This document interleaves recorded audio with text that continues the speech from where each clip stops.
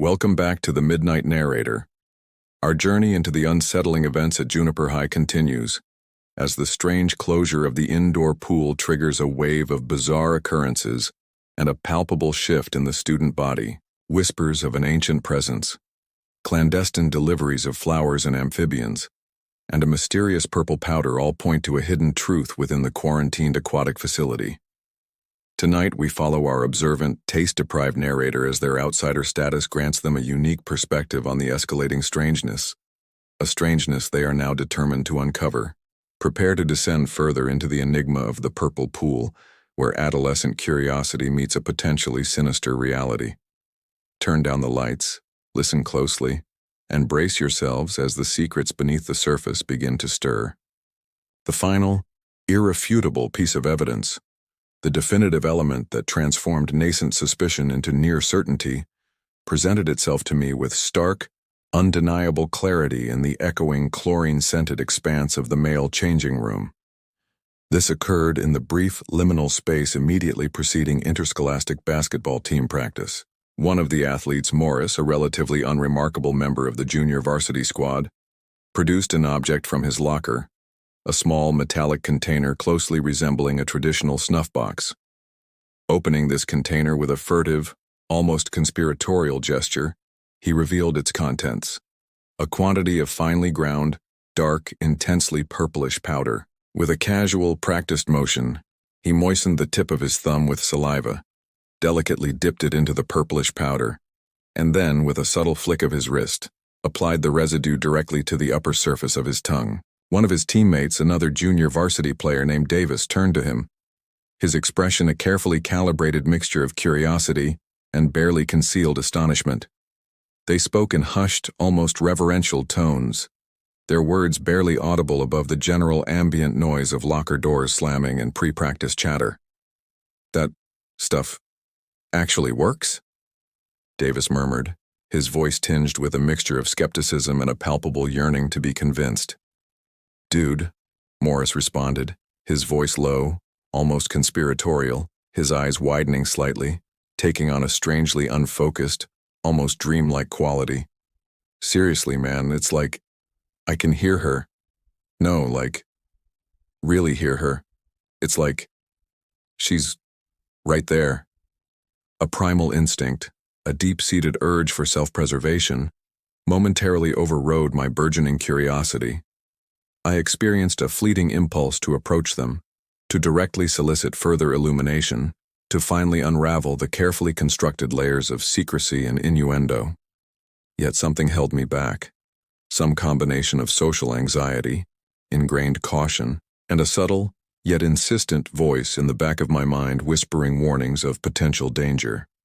If they, these members of the inner circle, these initiates into whatever this clandestine phenomenon truly was, had desired my inclusion, they would, I reasoned, have proactively extended an invitation, and their continued silence, their carefully maintained exclusion of myself spoke volumes. Volumes of unspoken warnings, volumes of deliberate exclusion. Instead of approaching them directly, I retreated, withdrawing deeper into the social periphery. Yet my observational focus sharpened, intensified. I began to meticulously catalog the subtle and not-so-subtle anomalies that permeated the school environment. I observed, with increasing unease, the surreptitious transportation of decidedly unusual items into the school building by members of the inner circle, those seemingly initiated into the pool's secrets. These were not the typical adolescent accoutrements of textbooks and athletic gear. No, these were stranger things. One afternoon, while ostensibly retrieving a forgotten textbook from my locker, I witnessed, from the carefully feigned disinterest of averted eyes, one of the basketball players surreptitiously stowing a bulky burlap sack into his assigned metal repository. A sack that, upon closer, again surreptitious observation, appeared to be emitting a faint, earthy odor, a distinct aroma of fertilizer. Fertilizer in a high school locker? Another day, another unsettling visual data point. One of the more taciturn, generally socially isolated male students, a figure rarely seen outside the confines of the library or the computer lab, wrestled a pair of undeniably bulky rolled-up objects into his locker, portable sleeping bags, their brightly colored nylon casings incongruously out of place amidst the drab metal and institutional gray of the hallway. And then, there were the amphibians. This detail in retrospect remains particularly perplexing. Initially, it was a single overheard snippet of conversation, fragments of hushed words exchanged between two of the female yearbook club members. Needs to be fresh, you know? From the pond, not the pet store. She can tell the difference. The seemingly nonsensical exchange lingered in my mind, a puzzle piece without a discernible context. The puzzle, however, began to assemble itself with unsettling clarity.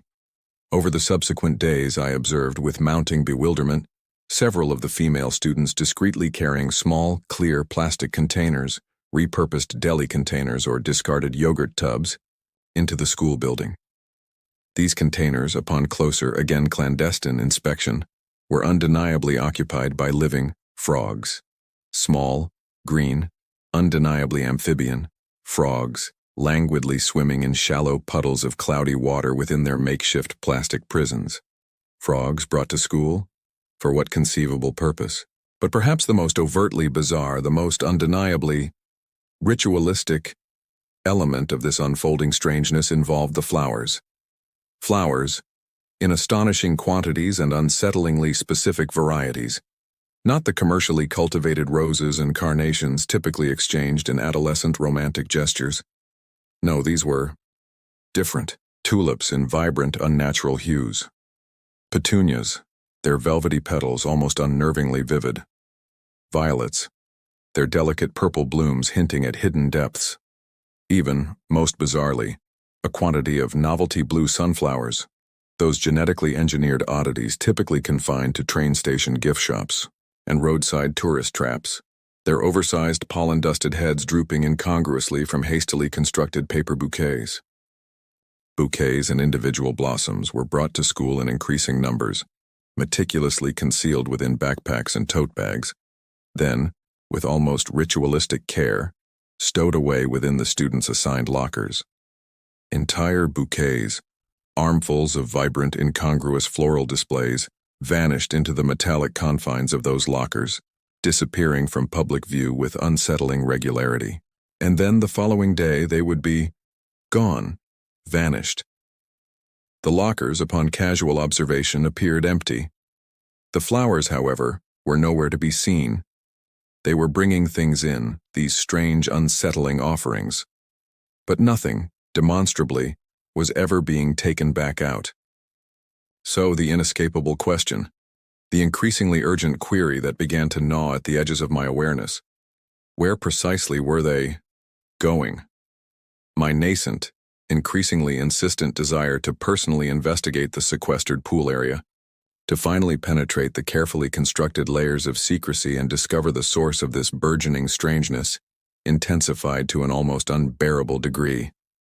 Yet opportunities for clandestine exploration remained frustratingly elusive. The increased daytime surveillance by educational staff initially presented as a temporary measure to deter further unauthorized entry, now seemed to be a permanent fixture. Teachers and administrators conspicuously positioned near the pool entrance during passing periods and lunch breaks, their gazes watchful. Their presence subtly, yet undeniably deterrent. And the nocturnal police patrols, those slow circling cruisers whose headlights swept intermittently across the darkened school facade, further solidified the sense of enforced exclusion, the feeling of being deliberately kept out.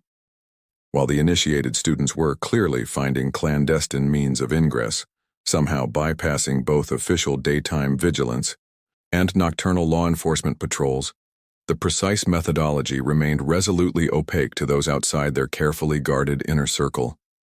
And I, demonstrably, remained firmly, irrevocably, outside.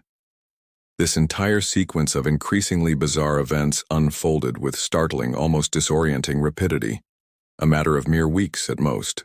Yet within that compressed time frame, the subtle, then increasingly overt, behavioral transformations within a subset of the student body had become undeniable, almost alarming.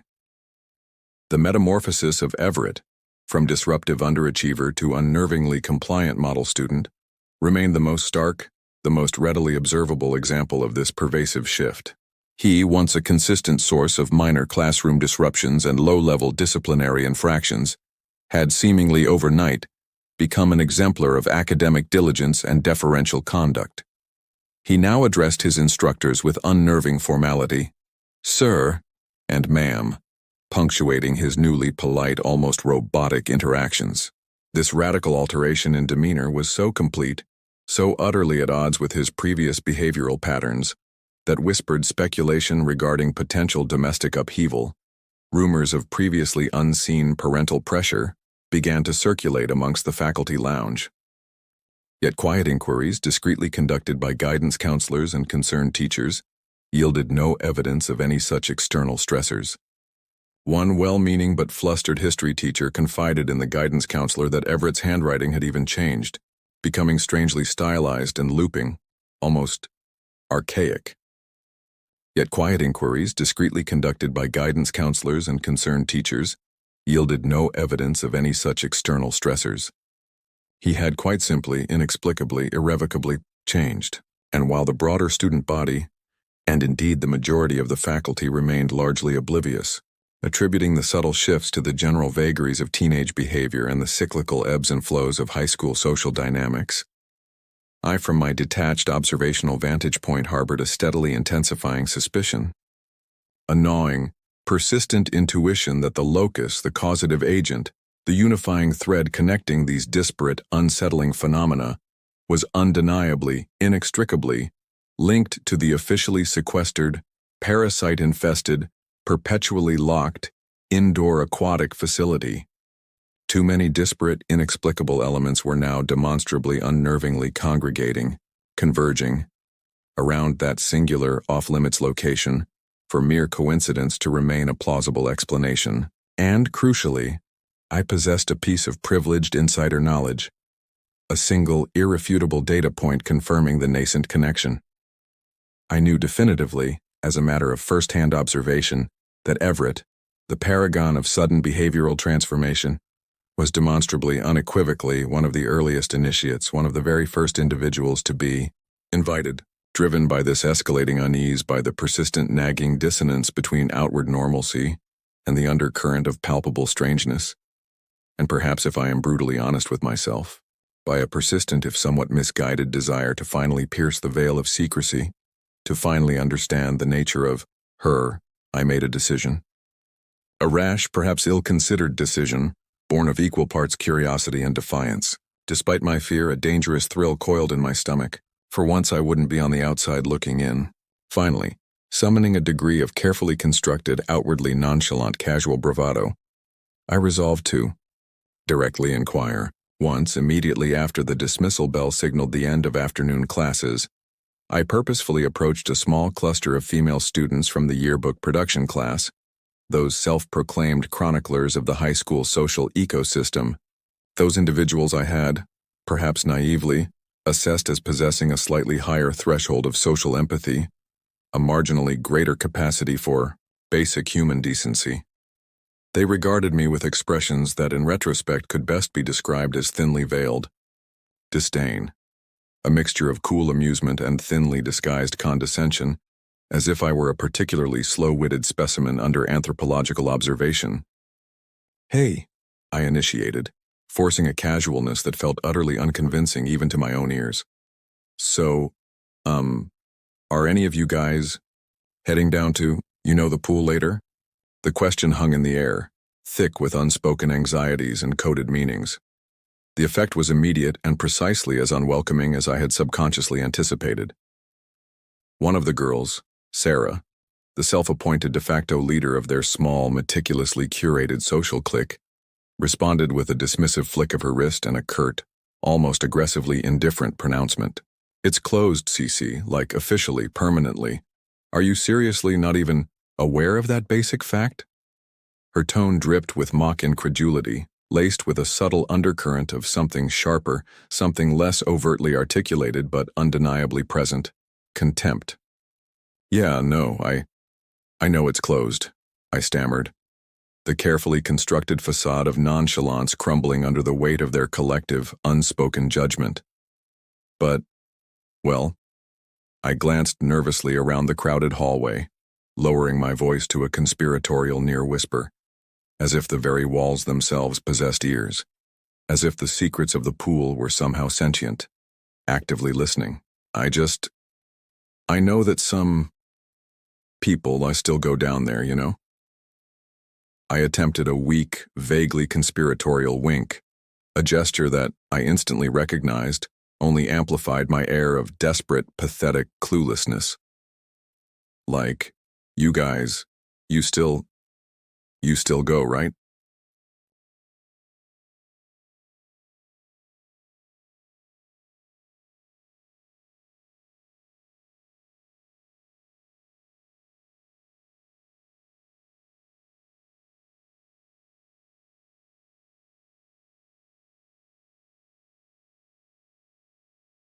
Why?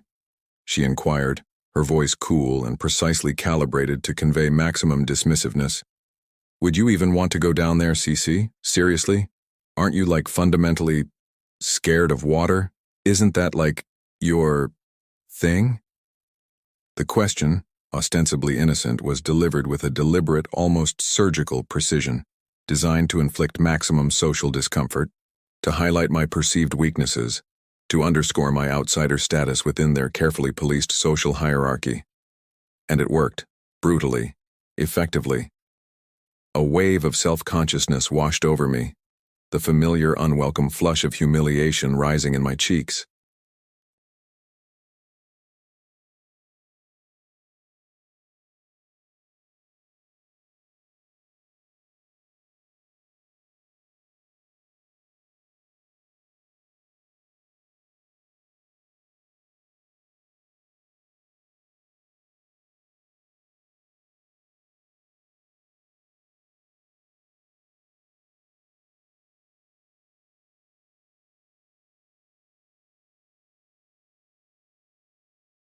Another weak, unconvincing attempt at casual camaraderie, another social misstep in a long and well-documented history of such missteps. Sarah's smile widened, becoming less a gesture of amusement and more a predatory baring of teeth. Yeah, no, Cece, she stated, her voice dripping with condescending pity. Everyone is talking about it. That's completely accurate, but, she paused for dramatic effect, letting the unspoken implication hang heavily in the air between us. Not everyone. Definitely not. You, for example. The words hung in the air, cold, sharp, and utterly definitive. A pronouncement, not a question. A sentence of social exclusion, delivered with casual, almost careless, cruelty. Not you. The phrase resonated in the echoing hallway, amplifying the sting of their deliberate pointed dismissal. Not worthy. Not invited. Not capable. The unspoken subtext was deafening. The yearbook girls, their brief performative interaction with the socially inept, taste-deficient anomaly, now concluded turned as a unified, homogeneous entity, and walked away, their whispered, suppressed giggles and murmured commentary trailing behind them like a toxic cloud of social rejection. I was left standing alone in the crowded hallway, the oppressive weight of adolescent social ostracization settling heavily upon my shoulders, the echo of their dismissive laughter, a phantom sound resonating in the sudden amplified silence that seemed to descend around me. Not you. The phrase reverberated in my mind, a brutal, concise summation of my high school experience, a stark, three-word epitaph for my fleeting, and ultimately futile aspiration for social integration. But their dismissive rejection, their casual cruelty, their deliberate exclusion, instead of achieving its intended purpose of crushing my nascent curiosity, of reinforcing my pre-existing sense of social inadequacy, unexpectedly, and perhaps perversely, ignited something else entirely, something different. A spark of stubborn defiance, a flicker of nascent rebellion. It wasn't merely the initial, relatively passive curiosity anymore. It had transformed, subtly, imperceptibly, into something more forceful, something more personal. It was no longer just about understanding the phenomenon. It had become, in that fleeting, dismissive exchange, a challenge. A direct, almost aggressively articulated dare, a defiant riposte to their smug, self-assured exclusivity.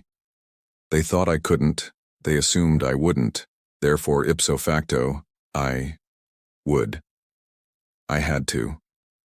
It was no longer merely a question of intellectual curiosity, of academic inquiry, of a detached observational interest in the unfolding strangeness. It had become, in that moment of sharp, dismissive social rejection, a matter of personal validation, of proving them wrong, of demonstrating, if only to myself, that I was not in fact fundamentally incapable, irrevocably excluded, permanently relegated to the social periphery. They underestimated me. They all did. I had to see what was happening at that pool. I had to understand the nature of the allure that had so completely captivated my classmates, the source of the transformative power that had so profoundly altered their behavior, their very personalities. I had to see her for myself. And perhaps more importantly, I had to prove to myself and to the echoing silence of that dismissive hallway that I too was capable of penetrating the veil of secrecy, of venturing into the unknown, of confronting whatever strangeness, whatever potential danger, lurked within the depths of that sequestered aquatic facility. Not you, they had said. And in that moment, fueled by a volatile mixture of wounded pride and nascent defiance, I resolved to make those dismissive words a deliberate, defiant, and ultimately, perhaps disastrously, inaccurate prophecy. That night, after a typically solitary and largely flavorless dinner, where the bland textures of the evening's institutional offerings seemed almost aggressively pronounced in their utter lack of gustatory appeal, I began to formulate a more concrete, more actionable plan. My previous, somewhat clumsy attempt at orchestrated detention, a ham-fisted gambit designed to provide daytime access, had demonstrably failed to yield the desired results. A more subtle approach was clearly required. Something clandestine, something that circumvented both the increased daytime surveillance and the predictable, almost perfunctory, nocturnal police patrols. The answer, I realized with a sudden, almost startling clarity, had been present all along, hovering just beneath the surface of my awareness, almost tauntingly obvious.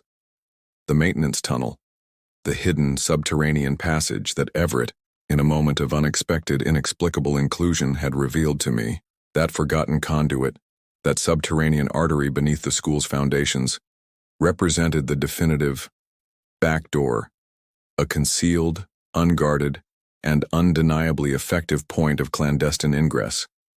If the initiated students, those inner circle acolytes of the pool phenomenon, were indeed accessing the off-limits facility during the hours of darkness, and all available evidence strongly suggested that they were, then the maintenance tunnel, that dimly lit, damp, and unsettling subterranean passage, was, with near certainty, their chosen route of nocturnal infiltration. And I, uniquely, possessed the insider knowledge, the privileged cartographic data, required to navigate its claustrophobic confines. I simply needed to devise a viable strategy for accessing the starting point, the janitor's closet, and, more specifically, the perpetually locked, floor-level access hatch concealed within its chemical-scented depths. The perpetually locked, floor-level access hatch concealed within its chemical-scented depths. The yearbook girl's dismissive laughter still echoed in my memory, a bitter fuel for my resolve. They thought CC was too scared, too much of an outsider. They underestimated the potent cocktail of curiosity, defiance, and a desperate need to understand the unsettling transformation gripping Juniper High. Tonight, the social periphery would become my vantage point and the maintenance tunnel my clandestine path. The purple pool held a secret, and I was finally, terrifyingly, close to plunging into its depths.